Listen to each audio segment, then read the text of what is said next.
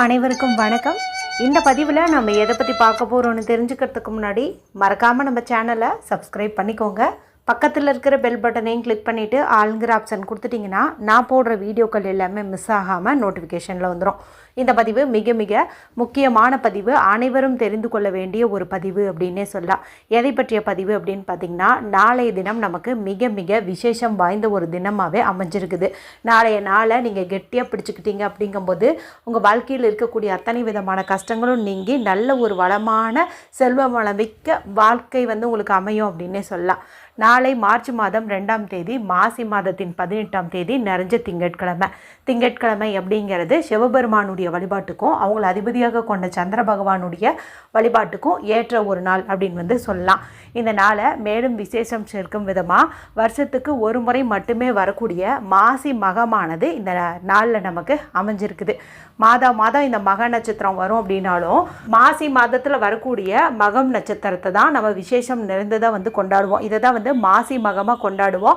இந்த நாளில் கும்பகோணத்தில் இருக்கக்கூடிய கும்பேஸ்வரர் கோவிலில் குளத்தில் நீராடணும் அப்படின்னா சகல பாவங்களும் நீங்கும் அப்படின்னு சொல்லுவாங்க. மேலும் அனைத்து புண்ணிய நதிகளும் தங்களுடைய பாவங்களை போக்குவதற்காகவும் இந்த குளத்தில் நீராடுறதா சொல்லுவாங்க.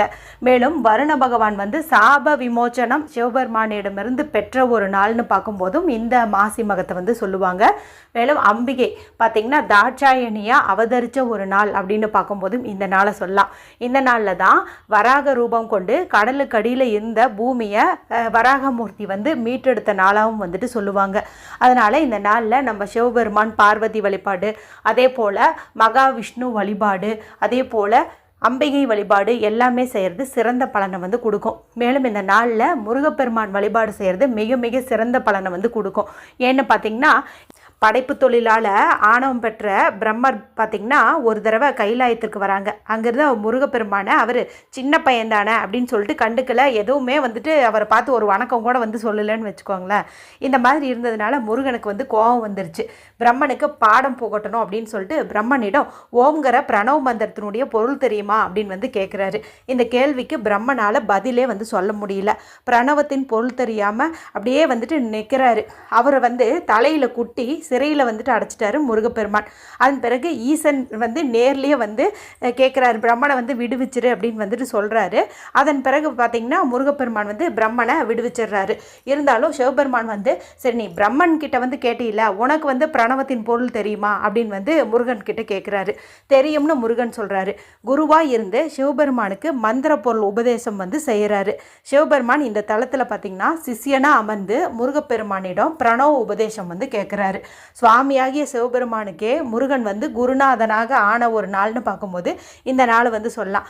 அதனால் இவர் நம்ம சுவாமிநாதன், பரமகுரு, தகப்பன் சுவாமி இந்த மாதிரி எல்லாம் அழைக்கிறது வழக்கம். மேலும் இந்த மாசி மாத நாட்கள் ஒவ்வொன்றுமே பார்த்திங்கன்னா விசேஷம் நிறைந்ததாகவே கருதப்படுது. இந்த நாளில் நம்ம செய்யக்கூடிய வழிபாட்டுக்காகட்டும், பரிகாரங்களுக்காகட்டும், அதே போல் நம்ம சொல்லக்கூடிய மந்திரங்களுக்காகட்டும் தனி சிறப்புகள் உண்டு அப்படின்னே சொல்லலாம். அதுவும் இந்த மாசி சிவராத்திரி இருக்குது இல்லையா, இது ஒன்று, அதுக்கு அடுத்து வரக்கூடிய இந்த மாசி மகம் ஒன்று, ரெண்டுமே ரொம்ப ரொம்ப விசேஷம் பொருந்தியதாக கருதப்படுது. மேலும் இந்த நாளில் முன்னோர் வழிபாடு செய்கிறது ரொம்ப ரொம்ப சிறப்பு அப்படின்னு சொல்லப்படுது. ஏற்கனவே இந்த அற்புதமான நாளில் உங்கள் வீட்டுக்கு பக்கத்தில் இருக்கக்கூடிய அம்மன் கோவிலுக்கோ அல்லது குலதெய்வம் கோவிலுக்கோ நீங்கள் ஒரு குறிப்பிட்ட பொருளை வாங்கி கொடுங்க. இதன் மூலமாக உங்களுடைய வம்சத்துக்கே கோடீஸ்வர யோகம் உண்டாகும் என்பது குறித்து ஒரு பதிவு நான் ஆல்ரெடி போட்டிருக்கிறேன்.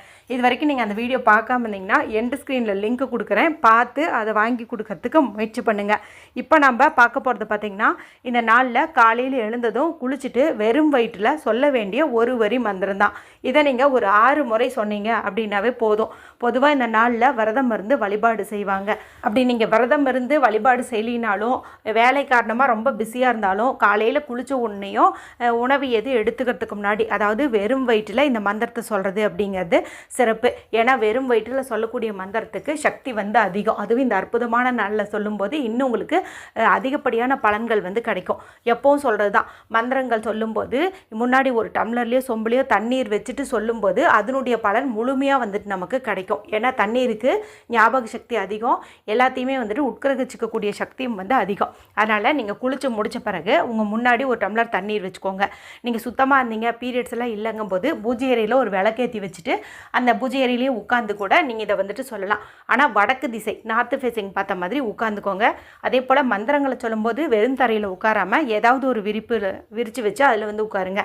வயசானவங்களாக இருந்தீங்கும் போது சேர்லேயோ சோஃபாலேயோ உட்காந்துட்டு கூட இதை வந்துட்டு சொல்லலாம். பீரியட்ஸில் இருக்கிறவங்க ஹாலில் உட்காந்துட்டு இந்த மந்திரத்தை வந்து சொல்லுங்கள். குளிச்சுட்டு சொன்னீங்க அப்படின்னாவே போதும், எந்த தவறுமே கிடையாது. சரி, நீங்கள் சொல்ல வேண்டிய அந்த ஒரு வரி மந்திரமானது உங்களுக்கு ஸ்க்ரீனில் தெரியும், நானும் சொல்லி காட்டுறேன். ஓம் சுவாமிநாதாய நமக, ஓம் சுவாமிநாதாய நமக, ஓம் சுவாமிநாதாய நமக. இந்த மந்திரம் தான். இந்த ஒரு வரியை நம்ம 6 முறை வந்து சொல்லணும். சொல்லிவிட்டு உங்களுடைய கோரிக்கையை வந்து முன்வைங்க. அதன் பிறகு இந்த தண்ணீர் இருக்குது இல்லையா, இதை எடுத்து கொஞ்சம் கொஞ்சமாக சிப் பண்ணி நீங்கள் குடிச்சிக்கோங்க.